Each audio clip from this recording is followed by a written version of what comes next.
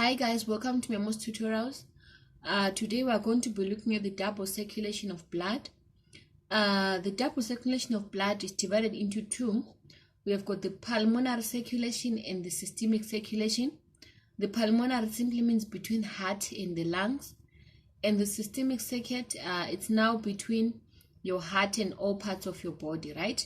So what happens is the blue lines there are for the blue color. It's for the deoxygenated blood, and the reddish color is for the oxygenated blood. So remember, in your lungs, right, that's where gaseous exchange takes place. That's where we've got the alveolus. So what happens is when you breathe in, you bring in oxygen, right? And that oxygen is going to enter your heart through the pulmonary vein. It will enter your chambers. This will be your left atrium. Then you go to the ventricles, and then this blood that is rich in oxygen, it is then sent away from the heart, pumped out of the heart, and it goes out through the aorta. We are not focused on that as of now. We just want to see the relationship between the lungs and the heart.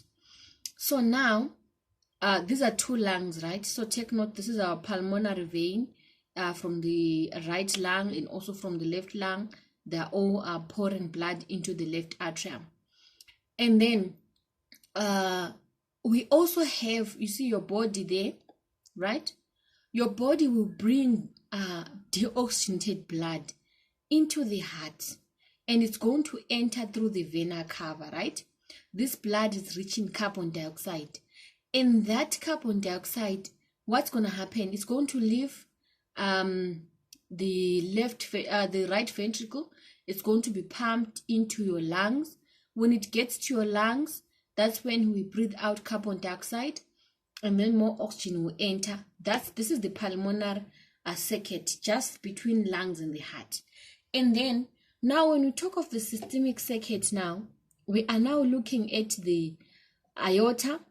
You see now from the left ventricle, blood is pumped, oxygenated blood is then pumped to all parts of the body.